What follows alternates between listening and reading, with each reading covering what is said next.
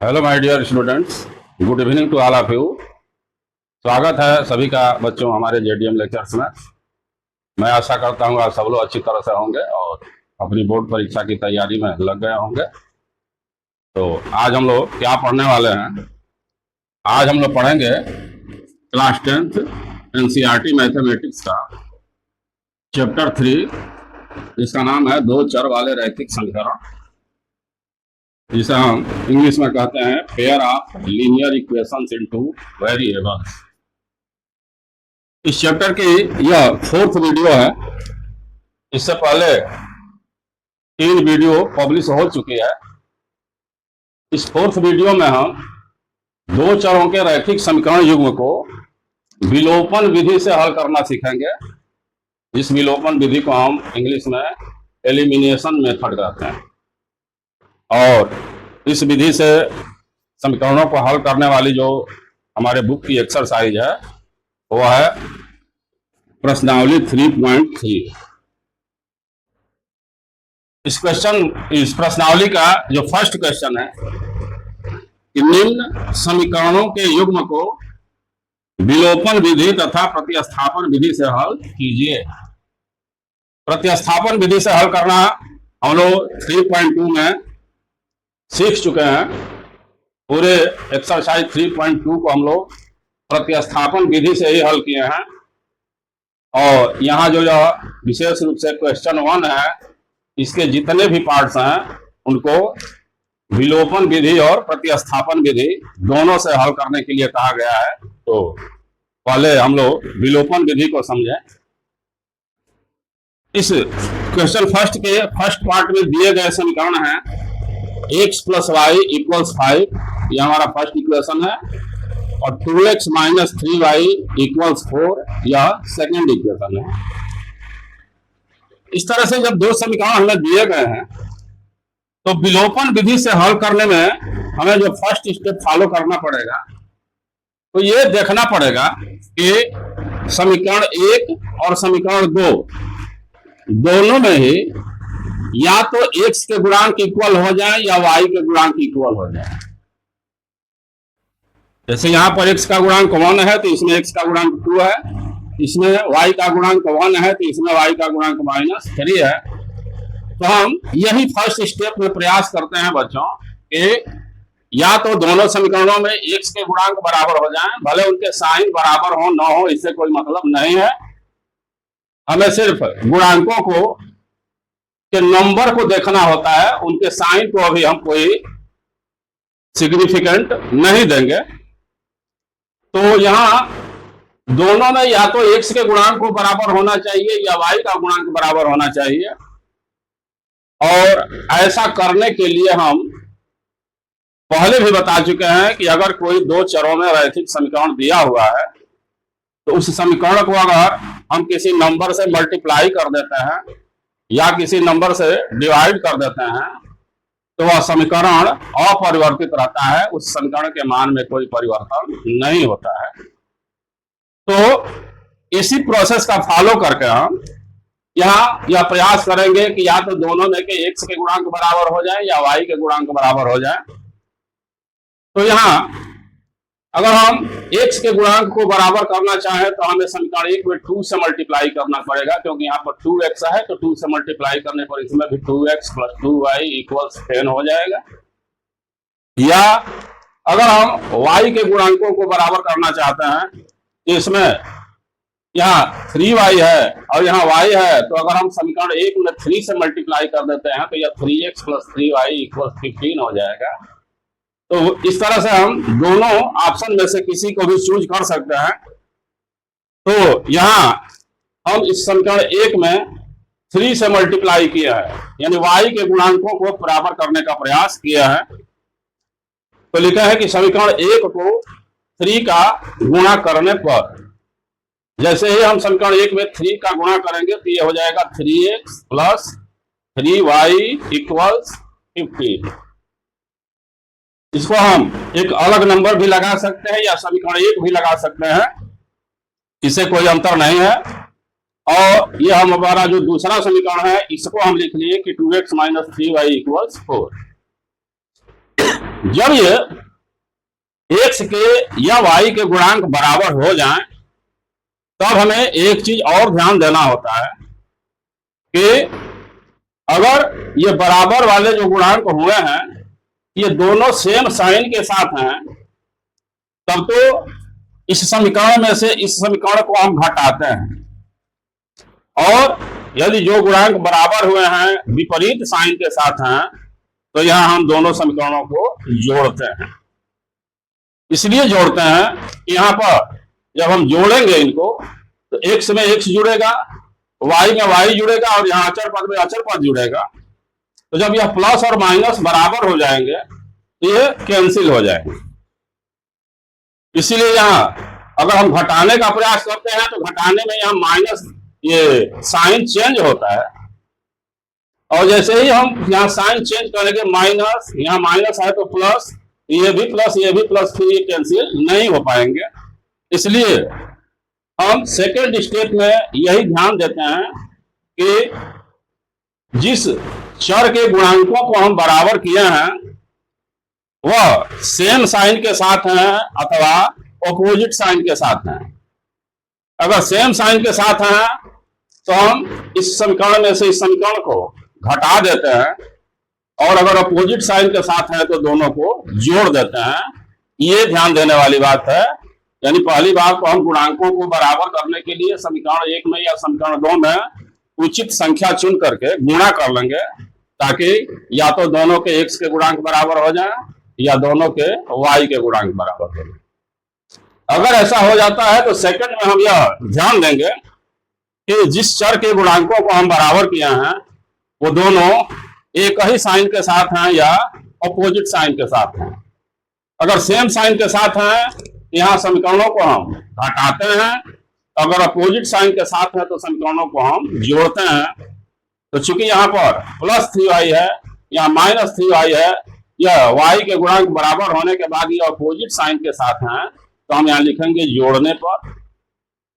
जोड़ने पर ये plus 3y minus 3y cancel हो जाएंगे, 3x और 2x ऐड होकर 5x होगा, और यहाँ 15 में 4 ऐड होकर के 19 होगा। यहाँ से हम x का वैल्यू निकालेंगे तो 19/5 मिलेगा। अब इस x के वैल्यू को हम 1 में पुट कर दें या 2 में पुट कर दें, कहीं भी पुट कर दें तो y का वैल्यू भी हमें मिल जाएगा। तो हम x का मान समीकरण 1 में रखने पर x में रख रहे हैं 1 में, यहाँ x प्लस y है तो x का वैल्यू हम पुट कर दिए 19/5 प्लस y इक्वल्स 5। फिर चूंकि यहाँ पर डिवाइड में 5 आ गया तो जहां ये बटा का 5 है यहाँ हटा दो और यहाँ दोनों से में मल्टीप्लाई कर दो, तो यहाँ 19 बच जाएगा, यहाँ 5y और यहाँ पर 5 का मल्टीप्लाई होकर 25। इस तरह से यहाँ 5y मिला और यह 19 इधर आकर के अगर माइनस होता है तो यह 6 हो जाएगा और तब हमें y का वैल्यू 6/5 मिलेगा। इस तरह फाइनली हमको x का वैल्यू 19/5 और y का वैल्यू 6/5 मिला, जो हमारे इस क्वेश्चन का आंसर है। इस प्रश्न को हमारे बुक के अनुसार अभी तो हम विलोपन विधि से हल किए, प्रतिस्थापन विधि से भी हल करने को कहा है। तो चूंकि प्रतिस्थापन विधि को हम 3.2 में समझा चुके हैं, इसलिए इसी क्वेश्चन को या इस क्वेश्चन को प्रतिस्थापन विधि से स्वयं करें। आप लोग स्वयं ही इसे करने का प्रयास करेंगे प्रतिस्थापन विधि से। सेकंड जो पार्ट है 3x + 4y = 10, ये फर्स्ट इक्वेशन है, और 2x - 2y = 2 यह सेकंड इक्वेशन है। यहां हम देख रहे हैं कि अगर हम समीकरण 2 को 2 से मल्टीप्लाई कर दें, यहाँ पर 4y है, यहाँ भी 4y हो जाएगा, तो दोनों इक्वल हो जाएंगे y के गुणांक। यहाँ हम लिखेंगे समीकरण 2 को 2 का गुणा करने पर, यह हमारा फर्स्ट यह है, और जब हम इसे 2 से मल्टीप्लाई कर रहे हैं यह 4x - 4y = 4, और यह समीकरण 1 है। अब यहाँ पर भी ये y के गुणांक बराबर हुए हैं लेकिन साइन ही का ऑपोजिट है, तो हम प्रश्न 1 की तरह ही इसमें भी जोड़ने पर लिखेंगे। जोड़ने से ये कैंसिल हो जाएंगे और 4x + 3x या 7x मिलेगा, और यहाँ पर 4 + 10 14 मिलेगा। इस तरह से x का वैल्यू यहाँ 2 मिला। अब इस x के वैल्यू को हम x का मान समीकरण 1 में रखने पर हम समीकरण 1 में रख दे रहे हैं। यहाँ 3x है, यानी 3 इंटू 2 प्लस 4y इक्वल्स 10, या 6 होगा। या 6 उधर जब ट्रांसफर करेंगे तो 10 में से माइनस होकर के 4 बचेगा और लेफ्ट में 4y, तो 4y इक्वल्स 4, तो देयरफॉर y इक्वल्स 1। इस तरह से यहाँ इसके आंसर में हमको मिला कि x इक्वल्स 2, y इक्वल्स 1, और ये हमारे इस पार्ट का आंसर बना। तो हमें उम्मीद है कि विलोपन विधि समझ में आ रही होगी, बिल्कुल इजी है, कठिन नहीं है। तो इतने का आप लोग स्क्रीनशॉट ले लें।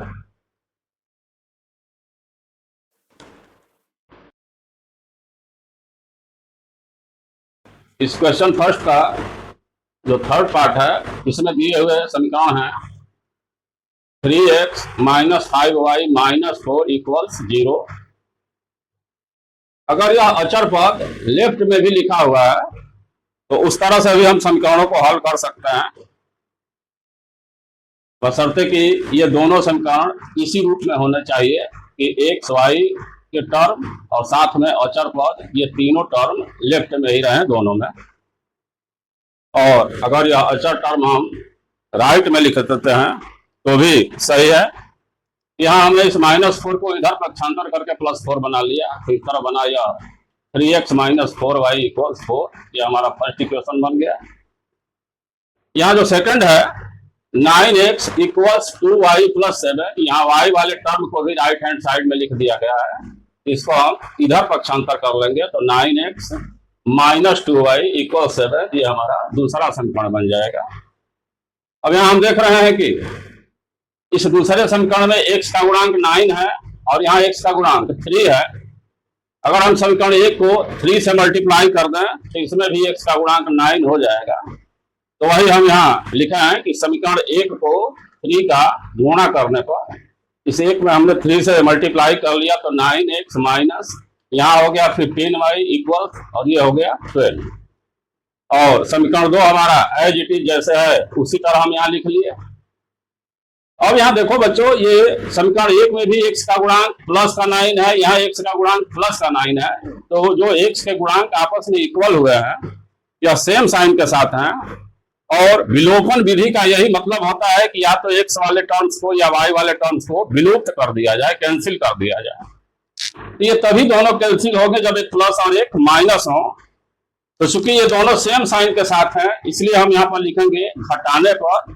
तो हम जानते हैं कि घटाने की प्रक्रिया में जिसको भी घटाया जाता है उसके साइन चेंज कर लिए जाते हैं।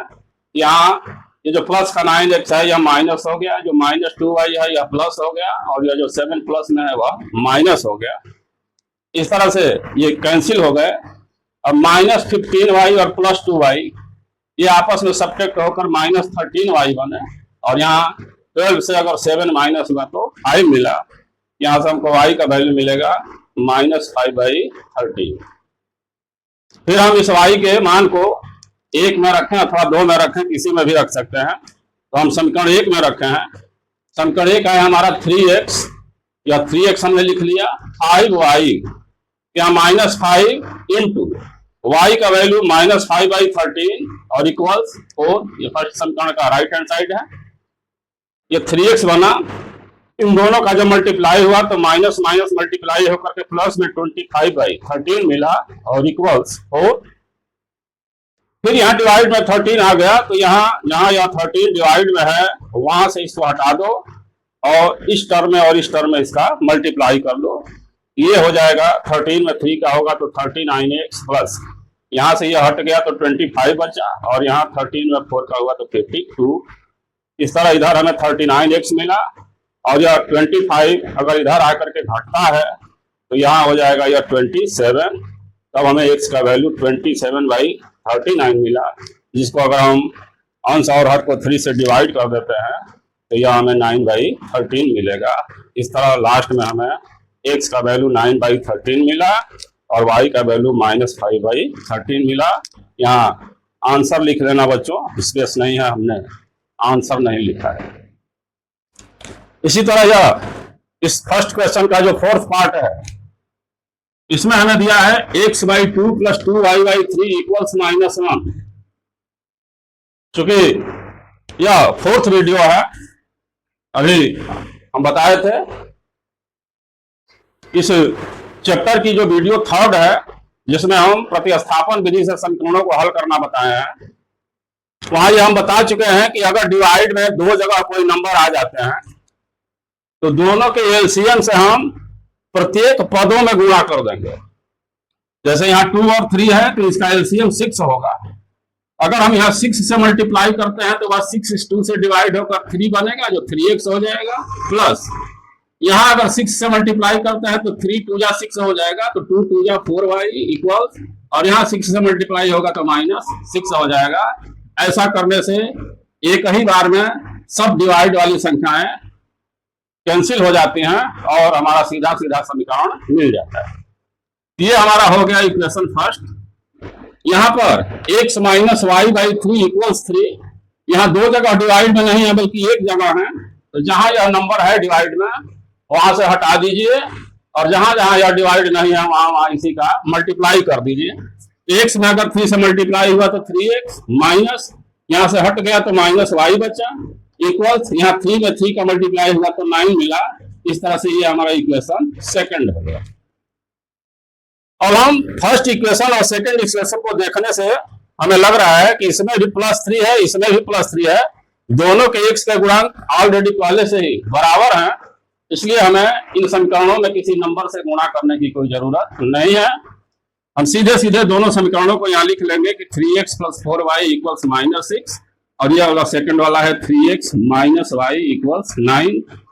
अब फिर यहाँ चूंकि ये जो x के गुणांक बराबर हुए हैं तो दोनों सेम साइन के साथ हैं, प्लस प्लस हैं, इसलिए यहाँ पर भी हम घटाने की प्रक्रिया करेंगे, और जब घटाएंगे तो यह प्लस से माइनस, माइनस से प्लस, और यहाँ प्लस से माइनस, इस तरह साइन चेंज हो जाएगा। तब यह +3x - 3x कैंसिल हो जाएंगे, +4y और +y, प्लस का 5y इक्वल्स, ये दोनों माइनस माइनस हो गए तो माइनस साइन के साथ ऐड होकर के 15 बनेंगे, और यहाँ से y का वैल्यू हमें -15/5 जब करेंगे तो -3 मिलेगा। इस तरह जब हमें इस y का वैल्यू -3 मिल गया तो हम y का मान समीकरण 1 में रख दिए। ये समीकरण 1 है, 3x है ये, +4y, तो +4 इंटू y का वैल्यू -3 इक्वल्स -6, यहाँ 3x हो गया, ये -12 होगा, या -12 अगर उधर जाता है तो +12 हो जाएगा, तो -6 + 12 ये आपस में घट करके प्लस में 6 बचेगा, और तब हमें x का वैल्यू यहाँ 2 मिल जाएगा, और फाइनली हमें आंसर मिला x इक्वल्स 2 और y इक्वल्स -3। ये हमारे इस क्वेश्चन का आंसर मिला। तो हमें उम्मीद है कि ये भी आप लोगों के समझ में आया होगा, तो इसका भी आप लोग स्क्रीनशॉट ले लें।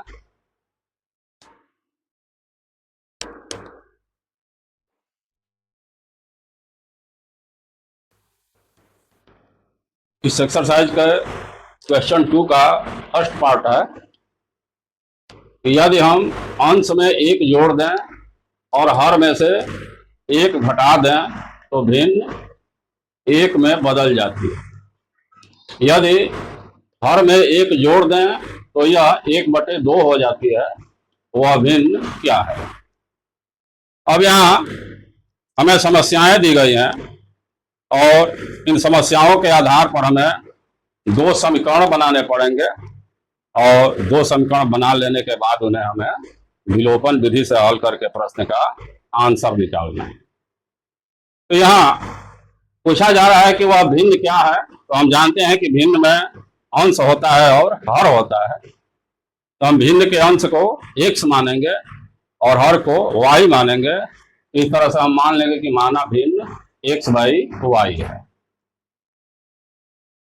प्रथम शर्त के अनुसार पहली शर्त यह है कि हम अंश में 1 जोड़ दें और हर में से 1 घटा दें, यानी प्रथम शर्त के अनुसार ये जो अंश x है इसमें हमने 1 प्लस कर दिया, और जो हर y है इसमें से 1 हमने माइनस कर दिया, तो यह भिन्न 1 में चेंज हो जाती है, यानी x + 1/y - 1 इक्वल्स 1।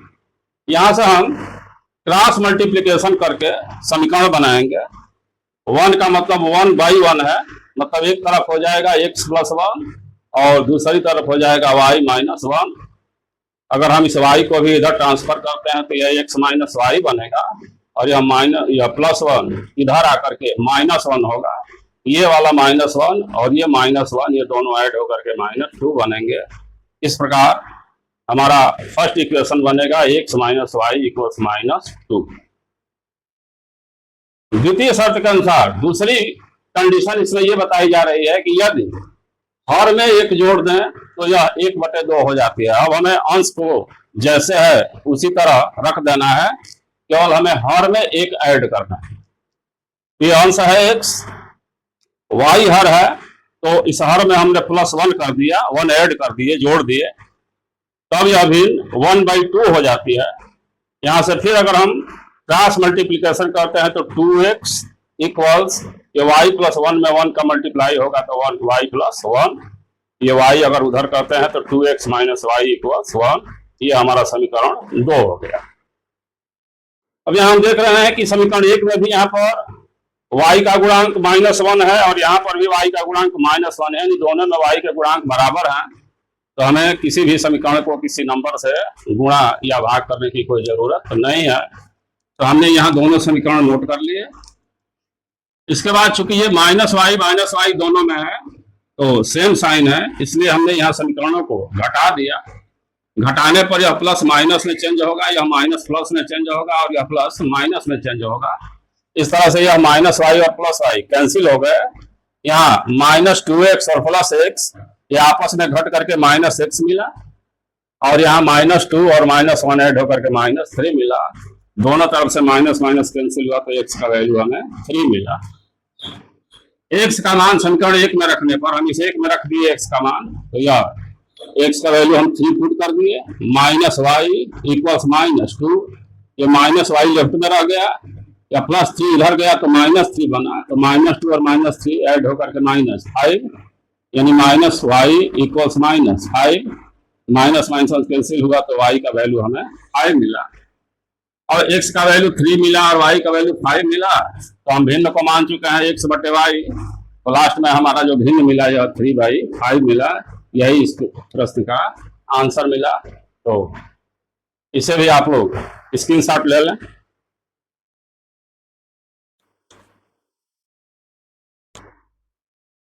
इस सेकंड क्वेश्चन का सेकंड पार्ट है, 5 वर्ष पूर्व नूरी की आय सोनी की आय की 3 गुनी थी। 10 वर्ष पश्चात नूरी की आय सोनू की आय की 2 गुनी हो जाएगी। नूरी और सोनू की आय कितनी? यहां पर नूरी और सोनू की आय कितनी है का मतलब है कि नूरी और सोनू की वर्तमान आय क्या है। तो हम मान लेंगे कि माना वर्षों में नूरी की वर्तमान आय x तथा सोनू की वर्तमान आय y है। और हम यहां लिखेंगे प्रथम शर्त के अनुसार। पहली शर्त में 5 वर्ष पूर्व के आय की तुलना की गई है, तो हम नूरी और सोनू दोनों की 5 वर्ष पूर्व की आय निकालेंगे और 5 वर्ष पूर्व की आय निकालने के लिए वर्तमान आय में से 5 माइनस कर दिया जाए। तो जो यह नूरी की वर्तमान आय x है, इसमें से हमने -5 कर दिया, तो यह नूरी की 5 वर्ष पूर्व की आय हो गई। और सोनू की वर्तमान आय y है, इसमें से हमने 5 माइनस कर दिया, तो यह y - 5 सोनू की 5 वर्ष पूर्व की आय हो गई। अब इन दोनों में संबंध ये बताया जा रहा है कि नूरी की आय यानी यह x - 5 सोनू की आय यानी y - 5 की 3 गुनी थी। जब यह x - 5 y - 5 का 3 गुना है, ये दोनों तभी बराबर हो सकते हैं जब हम इसको भी 3 गुना कर दें, अर्थात इसमें 3 से मल्टीप्लाई कर दें। तो हम जैसे ही y - 5 यानी सोनू की आय में 3 से मल्टीप्लाई करेंगे, यहाँ पर यह नूरी की आय और ये सोनू की जो 5 वर्ष पूर्व की आय है, ये दोनों इक्वल हो जाएंगे। और यहाँ से अब हम इसको सॉल्व होकर के एक समीकरण पाएंगे, या x-5 है, यहाँ जब 3 से मल्टीप्लाई होगा तो 3y-15 होगा, ये 3y हमने इधर ट्रांसफर कर लिया तो x-3y हुआ, और यह -5 इधर आया तो +5 हो गया, तो -15 + 5, ये ओवरऑल हमको -10 मिलेगा। इस तरह से x-3y = -10, ये हमें समीकरण 1 प्राप्त होगा। द्वितीय शर्त के अनुसार दूसरी शर्त में दोनों की 10 वर्ष पश्चात के आयु की तुलना की गई है। तो जैसे यहाँ 5 वर्ष पूर्व की आयु निकालना था तो दोनों की वर्तमान आयु में से 5 हम माइनस कर दिए। अगर 10 इयर्स बाद की आयु निकालनी हो तो दोनों में हम 10 ऐड कर देंगे, या x + 10 नूरी की 10 वर्ष बाद की आयु हो गई, और y + 10 सोनू की 10 वर्ष पश्चात की आयु हो गई। अब ये कहा जा रहा है कि ये 10 वर्ष पश्चात जो नूरी की आयु होगी या सोनू की आयु की दुगुनी होगी। यहाँ पर भी दोनों को इक्वल करने के लिए हमें इस सोनू की आयु को भी 2 से मल्टीप्लाई करना पड़ेगा, और तब हम ये पाएंगे कि x + 10 = 2y + 20। यहाँ से 2y हम इधर पर छांतर कर लिए तो x - 2y = यहाँ प्लस में 20 है, और यह 10 जाकर उधर माइनस हो जाएगा, तो यहाँ राइट हैंड साइड में 10 बच जाएगा, तो हमें समीकरण मिलेगा x - 2y = 10। अब जब हमें दोनों समीकरण मिल गए तो हम देख रहे हैं कि इसमें भी x है, इसमें भी x है, इन दोनों के गुणांक +1 + 1 बराबर हैं, तो हमें इस 1 में या 2 में किसी नंबर से गुणा करने की कोई जरूरत नहीं है, हम डायरेक्ट इनको हल करेंगे। ये हमारा समीकरण 1 है और ये नीचे वाला 2 है। चूंकि दोनों +x हैं, सेम साइन वाले हैं, इसलिए यहाँ पर हम लिखेंगे घटाने पर, यहाँ साइन चेंज कर लेंगे, प्लस है तो माइनस, माइनस है तो प्लस, और यहाँ प्लस है तो माइनस। इस तरह से यह +x - x कैंसिल होगा, -3y और +2y ये आपस में घट करके -y बचेगा, और यहाँ -10 मिल करके -20, दोनों ओर से अगर माइनस माइनस हम कैंसिल कर देते हैं तो y का वैल्यू हमें 20 मिलेगा।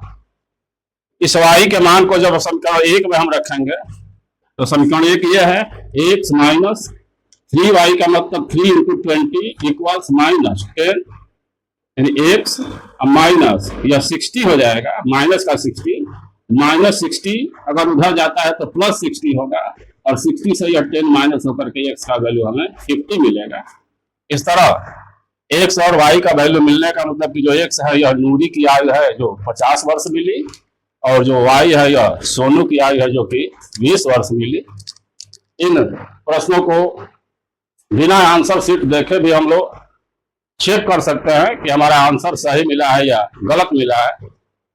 जो भी हमारे आंसर मिले हैं इस पर अगर हम दोनों शर्तों को अप्लाई करते हैं तो पहली बार हमें यह 5 वर्ष पूर्व की आयु बताई गई है, तो 5 वर्ष पूर्व ये आयु हो जाएगी 45 ईयर्स, ये आयु हो जाएगी 15, या 45 15 का 3 गुना होगा। तो हमारी यह पहली शर्त कंप्लीट हो रही है कि 5 वर्ष पूर्व नूरी की आयु सोनी की आयु की 3 गुनी थी।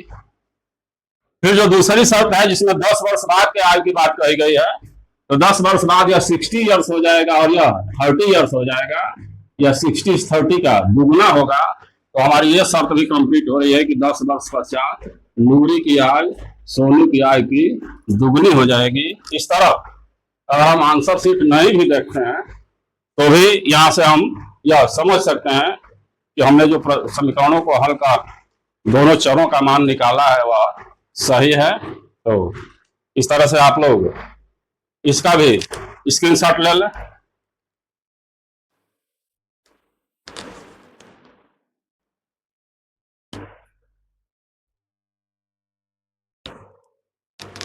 इस क्वेश्चन 2 का 3rd पार्ट है, जिसमें दिया गया प्रश्न है कि 2 अंकों की संख्या में अंकों का योग 9 है, इस संख्या का 9 गुना संख्या के अंकों को पलटने से बनी संख्या का 2 गुना है, वह संख्या ज्ञात कीजिए।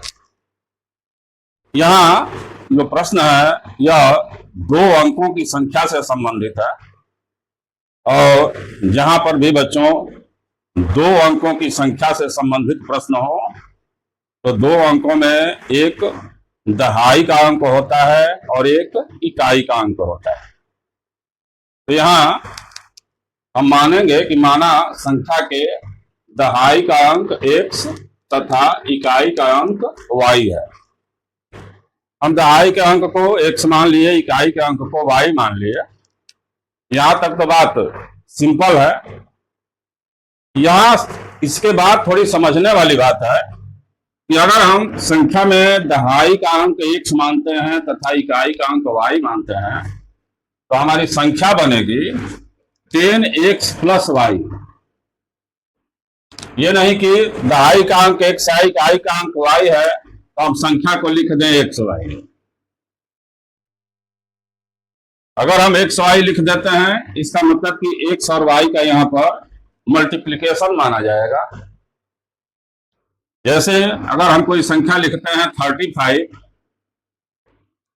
तो 35 लिखते हैं तो इसमें यह 30 जो है यह दहाई का अंक होता है, 5 इकाई का अंक होता है। लेकिन इसका मीनिंग ये नहीं होता कि यहाँ पर 3 और 5 का आपस में मल्टीप्लाई किया गया है। जबकि अगर हम एक्स वाई के फॉर्म में लिख देते हैं तो निश्चित रूप से इस एक्स वाई का मतलब यही होता है यहाँ पर x इंटू वाई है। एक्चुअल में जो ये संख्याएं होती हैं, जैसे हम 35 कह रहे हैं, यह जो 5 है यह इकाई का अंक है। इसका जो प्लेस वैल्यू होता है जिसको हम स्थानीय मान कहते हैं, यहाँ संख्या में अंकों के स्थानीय मान को जोड़कर संख्या बनती है।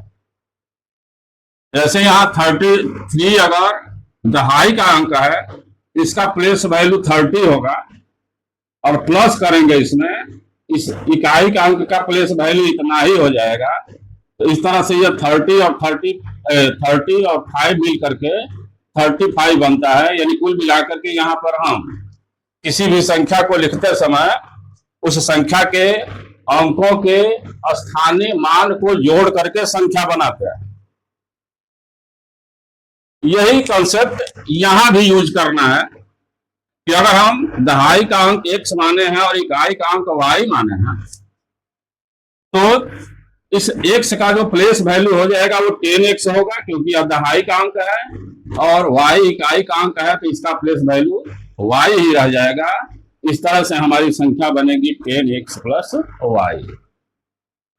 तो ये चीज याद रखना है कि जहां भी हम दहाई का अंक और इकाई का अंक मानते हैं तो संख्या बनाते समय हम उस दहाई के अंक में 10 का मल्टीप्लाई करें और प्लस करके उस इकाई के अंक को लिखें। इस तरह जो हम लिखेंगे तब ये माना जाएगा कि यही हमारी इस माने गए अंकों के आधार पर संख्या बनी। तो यहां तक ये बात क्लियर हो गई कि अगर दहाई का अंक x है और इकाई का अंक y है तो हमारी संख्या बन गई 10x प्लस y। अब प्रथम शर्त के अनुसार यहाँ कहा जा रहा है कि संख्या में अंकों का योग 9 है। इसका मतलब कि x प्लस वाई इक्वल्स 9। यह हमारा इक्वेशन फर्स्ट बन गया। द्वितीय शर्त के अनुसार थोड़ा समझना है कि इस संख्या का 9 गुना, मतलब जो ये हमारी संख्या बनी है इसका 9 गुना, तो हम लिख लिए 10x प्लस वाई और इंटू 9 कर दिए, यानी इस संख्या का हम 9 गुना कर दिए। कहा जा रहा है कि ये 9 गुना जो है संख्या के अंकों को पलटने से बनी संख्या। अब देखो बच्चों, यहाँ अगर संख्या के अंक हम पलट देते हैं, संख्या के में दहाई का अंक x है, इकाई का अंक y है, तब हमारी संख्या बनी है 10x प्लस y। अगर हम y को ही दहाई का अंक बना दें और x को इकाई का अंक बना दें तो सेम इसी तरह वह संख्या हो जाएगी 10y प्लस x।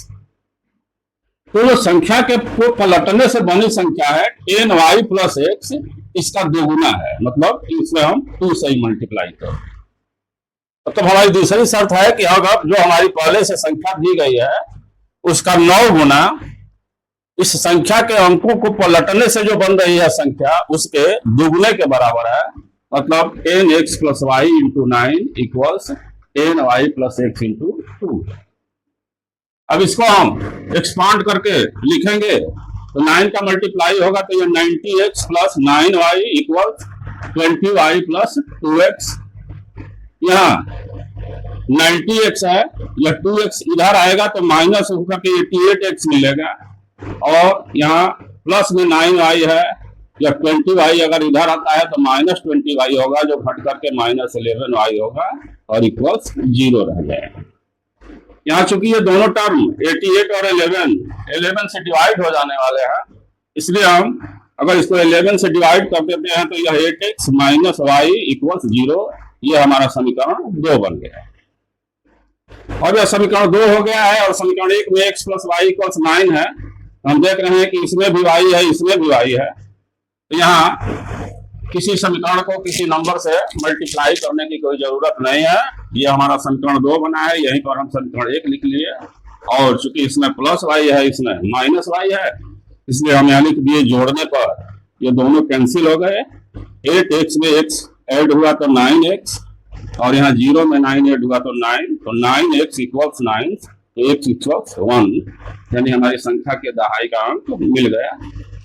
अब इस x के मान को हम समीकरण 1 में रख देंगे। x का मान समीकरण 1 में रखने पर 1 प्लस वाई इक्वल्स 9, यहाँ x का वैल्यू 1 हम पुट कर दिए, यहाँ से 1 इधर जाएगा तो y का वैल्यू 8 मिलेगा। अब दहाई का अंक 1 मिला और इकाई का अंक 8 मिला, यहाँ हमारी संख्या बन गई 18, और यही हमारे इस क्वेश्चन का आंसर है।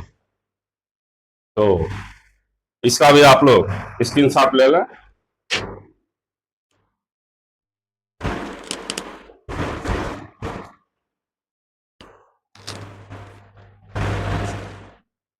इस क्वेश्चन 2 का 4th पार्ट है कि मीना रुपए 2000 निकालने के लिए बैंक गई।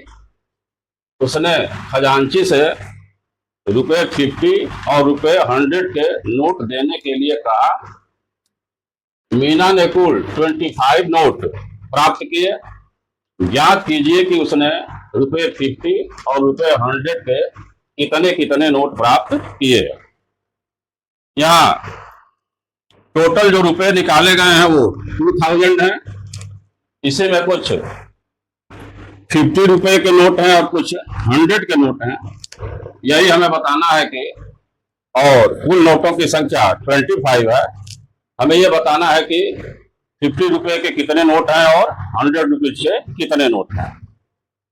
तो हमने माना कि रुपए 50 के नोटों की संख्या x और रुपए 100 के नोटों की संख्या y। प्रथम शर्त के अनुसार कुल नोटों की संख्या जब 25 है, इसका मतलब कि x प्लस वाई इक्वल्स 25, ये हमारा फर्स्ट इक्वेशन बन गया। और अब हमें द्वितीय शर्त के अनुसार देखना है कि जब 50 रुपीज के x नोट हैं, तो 50 रुपीज का अगर 1 नोट होगा तो 50 रुपए होगा, 2 नोट्स होंगे तो 100 रुपए होंगे, 3 नोट्स होंगे तो 150 रुपए होंगे। यानी जितने भी नोट हैं उसमें अगर हम इसे मल्टीप्लाई कर दें, ये पता चल जाएगा कि वो कुल कितने रुपए हुए।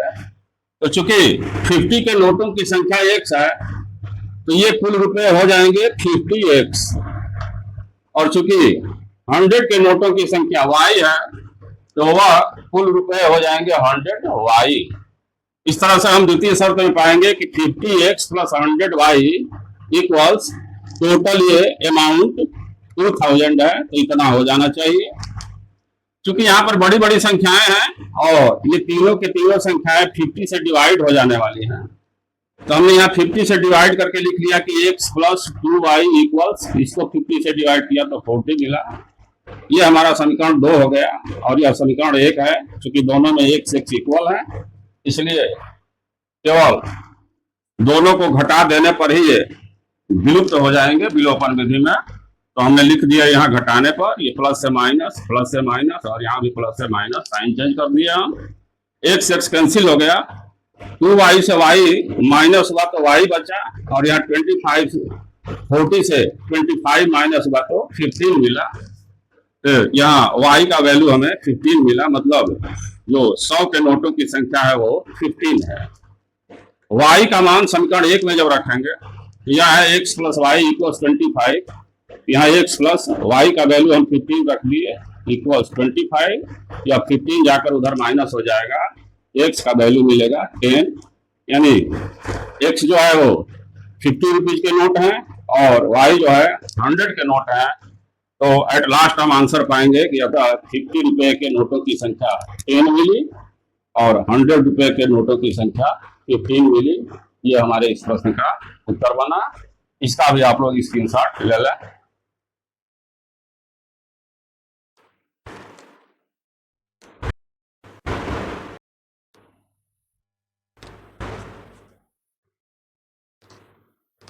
इस क्वेश्चन 2 का 5th पार्ट है कि किराए पर पुस्तकें देने वाले किसी पुस्तकालय का प्रथम 3 दिनों का एक नियत किराया है तथा उसके बाद प्रत्येक अतिरिक्त दिन का अलग किराया है। सरिता ने 7 दिनों तक एक पुस्तक रखने के लिए रुपए 27 अदा किए, जबकि सुशी ने एक पुस्तक 5 दिनों तक रखने के लिए रुपए 21 अदा किए। नियत किराया तथा प्रत्येक अतिरिक्त दिन का किराया ज्ञात कीजिए। यहाँ यह हमें समझना है कि पुस्तकालय से अगर पुस्तक लिया जाता है किराए पर तो प्रथम 3 दिन तक एक फिक्स किराया देना होगा और 3 दिनों के बाद जो भी अतिरिक्त दिन होंगे, चौथा दिन, 5वां दिन, 6ठा दिन, 7वां दिन, 8वां दिन, ऐसे 3 दिनों तक एक फिक्स किराया होगा और 3 दिनों के बाद जितने भी अतिरिक्त दिन वो पुस्तक रखी जाएगी उस अतिरिक्त दिनों के लिए अलग किराया जोड़ करके देना होगा। तो इस तरह से यहाँ मान लिए कि माना जो 3 दिनों का जो फिक्स किराया है, जो नियत किराया है, माना नियत किराया रुपए x तथा प्रत्येक अतिरिक्त दिन का किराया रुपए y है।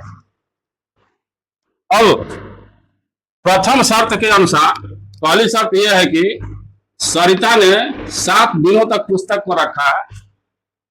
अब अगर वो 7 दिनों तक पुस्तक को रखी है तो इन 7 दिनों में 3 दिन के लिए तो यह किराया 100 हो गया, बाकी बच गए इसमें अतिरिक्त 4 दिन। उस 4 दिन का जो किराया होगा तो प्रत्येक अतिरिक्त दिन का किराया अगर y है, यहाँ पर जो 4 अतिरिक्त दिन हो रहे हैं उसका किराया हो जाएगा 4y, यानी 3 दिन का किराया 100 हो गया और चूंकि 7 दिनों तक पुस्तक रखी गई है तो 4 अतिरिक्त दिन बन रहे हैं। उस 4 अतिरिक्त दिनों का किराया हो जाएगा 4y और इस तरह से x plus 4y equal 27 rupees अदा किया है। द्वितीय शर्त के अनुसार यहाँ सुशी ने पुस्तक को 5 दिनों तक रखा है और 5 दिनों तक रखा है तो फिर 3 दिनों के लिए किराया हो जाएगा x और यहाँ पर अतिरिक्त दिन 2 मिल रहे हैं तो 2 अतिरिक्त दिनों का किराया हो गया 2y और इस तरह से x प्लस 2y या मिला जुला कर उसने 5 दिनों के लिए रुपए 21 अदा किया है। तो x प्लस 2y इक्वल 21, ये हमारे 2 समीकरण बन गए। क्योंकि दोनों में x है और सेम साइन के साथ है तो हम यहाँ लिख लेंगे घटाने पर साइन चेंज कर लेंगे, प्लस से माइनस और प्लस से माइनस। यहाँ x कैंसिल हो गया, 4y से 2y माइनस हुआ तो 2y इक्वल्स 27 से 21 माइनस हुआ तो 6। यहाँ से y का वैल्यू हमें 3 मिला। इस y के मान को हम y का मान समीकरण 1 में रखने पर इस समीकरण 1 में हम रख दिए तो x प्लस ये 4 है तो 4 इंटू y का वैल्यू 3 इक्वल्स 27, या 4 में 3 का मल्टीप्लाई होगा तो 12 हो जाएगा और यह 12 अगर उधर ट्रांसफर किया जाता है तो 27 से माइनस होकर के x का वैल्यू हमें 15 मिलेगा। इस तरह हम यह देखते हैं कि नियत किराया हमें मिला रुपए 15 और अतिरिक्त दिन का किराया मिला रुपए 3 और इस तरह से ये हमारे इस क्वेश्चन का आंसर मिला। तो आप लोग इसका स्क्रीनशॉट ले लें।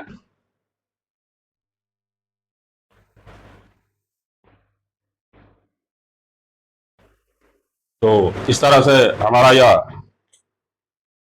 चैप्टर 3 कंप्लीट हुआ। अगर आप लोगों को मेरी पढ़ाई अच्छी लग रही हो, हमारा पढ़ाने का मेथड अच्छा लग रहा हो, पढ़ाने में जो भी हम क्वेश्चन आप लोगों को समझा रहे हैं समझ में आ रहे हो, तो आप लोग मेरे चैनल को सब्सक्राइब करें, वीडियो को लाइक करें, अपने दोस्तों में शेयर करें, ताकि और भी अच्छी से अच्छी वीडियो आपके सामने जा सके और आप बोर्ड परीक्षा के लिए 100 आउट ऑफ 100 की तैयारी कर सकें। Thanks for watching my video. Bye.